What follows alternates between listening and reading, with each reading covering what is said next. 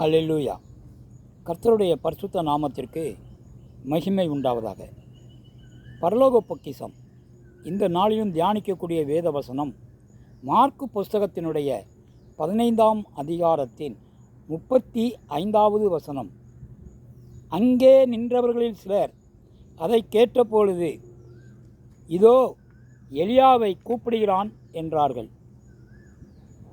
இதற்கு முந்தைய வசனத்திலே எலோயி எலோயி என்று ஆண்டவர் அழைத்தபோது அங்கே நின்றிருந்தவர்கள் சிலர் அதை கேட்டு இயேசுவை பார்த்து, இதோ எலியாவை கூப்பிடுகிறான் என்றார்கள்.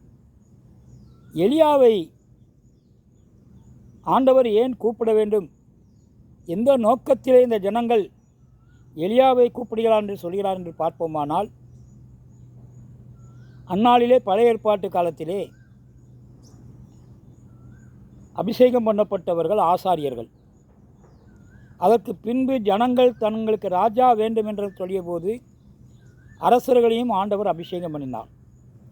இந்த அரசர்களும் இந்த ஆசாரியர்களும் அபிஷேகம் பண்ணப்பட்டாலும் அவர்கள் பாவத்திலே விழுந்து திளைத்து போய் இருந்ததினாலே ஜனங்கள் கர்த்தரிடத்திலே தீர்க்கதரிசிகளை உருவாக்கி அவர்களை அபிஷேகித்து அனுப்பினார். அப்படி வந்தவர்களில்தான், எழும்பச் செய்தவர்களில்தான் எலியா தீர்க்கதரிசியும் ஆவார். எலியா ஒரு நல்ல தீர்க்கதரிசி. கர்த்தருக்காகவும் ஜனங்களின் நன்மைக்காகவும் ஊழியம் செய்தார். தேவனோடு கூட நெருங்கி இருந்தார். கர்த்தர் எழுப்பிய இந்த எலியா தீர்க்கதரிசி கர்த்தருக்கு முன்பாகவே நின்றிருந்தார். ஆகாப் ராஜா அறுவடைக்காக, நல்ல அறுவடைக்காக மழை வேண்டி பாகாலை வழிபட்ட போது எலியா ஆண்டவரின் முன் நின்றதினால் மழை பெய்யாது என்று சொன்னபோது மழை பெய்யாமல் நின்றது.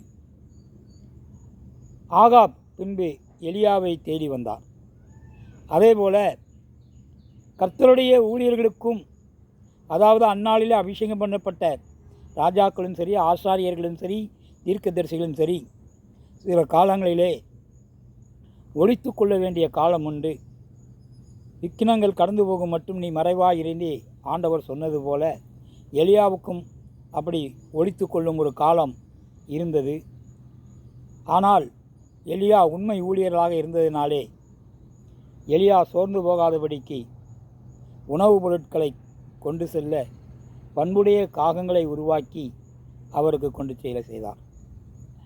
அதேபோல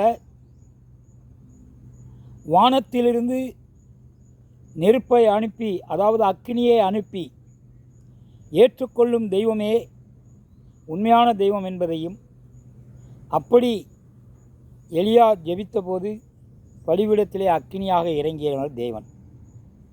எலியாவுக்கு பலன் எப்படி என்றால், ரதத்திலே ஓடும் குதிரைக்கு வேகத்திற்கு ஈடாக ஓடக்கூடிய வல்லமை வயோதிகத்திலும் எலியாவுக்கு தேவன் தந்திருந்தார். எலியா சாக விரும்பியது கூட அவரை கர்த்தர் சாக விடவில்லை. இன்று வரையிலும் அவர் சாகாமல் உயிரோடு இருந்து கொண்டிருக்கிறார். எலியா 40 நாள் உபவாசம் இருந்ததாக சொல்வார்கள். ஆனால் அது 40 நாள் உபவாசம் அல்ல. 40 நாள் உபவாசம் இருந்தது சாதாரண காரியம் அல்ல. புசிக்காமலும் குடிக்காமலும் இருக்கக்கூடிய ஒரே வல்லமை, ஒரே பலம் நம்முடைய தேவனாகிய ஆண்டவராகிய இயேசு கிறிஸ்துவுக்கு மாத்திரமே உண்டு. மனிதர்கள் யாருக்கும் அப்படிப்பட்ட ஒரு பலன் நிச்சயமாகவே கிடையாது. ஆகவே 40 நாள் உபவாசம் எலியா இருந்ததாக சொல்வதெல்லாம் மெய்யல்ல.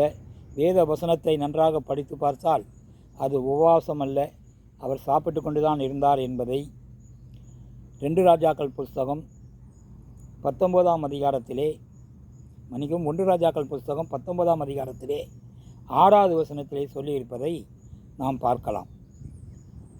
ஆகவே எலியாவுக்கும் ஊழியக்காரர்கள் இருந்தது போல தான் மாத்திரம்தான் தேவனுக்கு ஊழியக்காரன் என்று நினைத்து கொண்டிருந்த சமயத்திலே, நீ மாத்திரம் இல்லையப்பா, இன்னும் 7,000 பேர் எனக்கு ஊழியக்காரர்கள் இருக்கிறார்கள் என்பதை தேவன் வெளிப்படுத்தினார். எலியா எடுத்துக்கொள்ளப்பட்ட பிறகு எலியாவை நோக்கி தேவனை நோக்கி, எலியாவின் தேவனே எங்கே என்று கேட்டபோது தேவன் எலிசாவுக்கும் பதிலளித்தார், எலியாவின் தேவனாகிய நான் உன்னுடனே கூட இருக்கிறேன் என்று.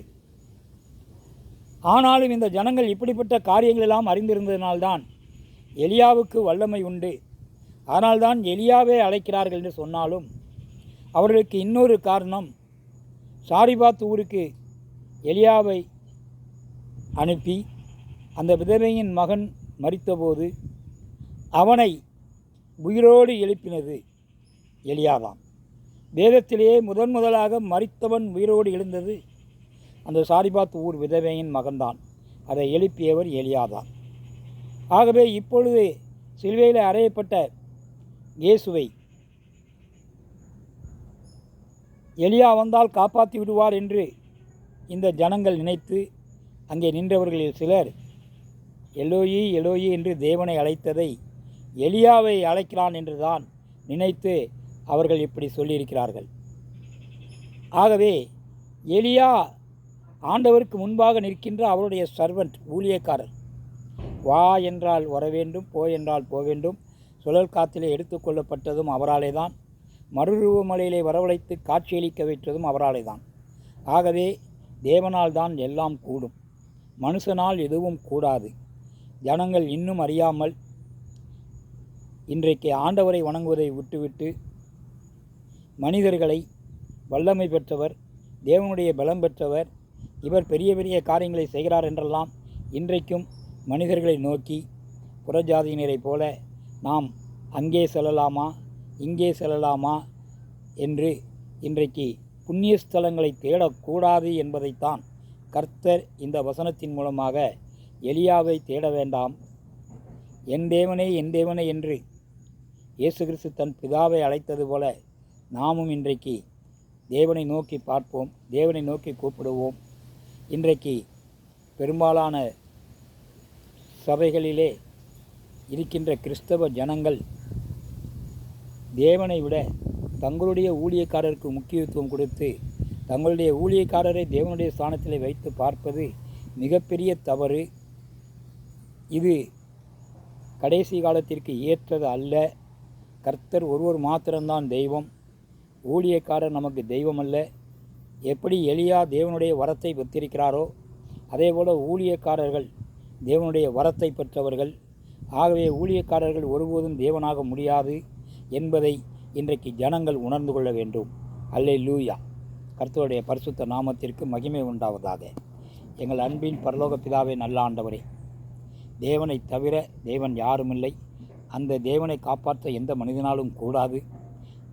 தேவனாலே எல்லாம் கூடும், மனுஷனாலே கூடாத காரியம் கூட தேவனாலே கூடும்.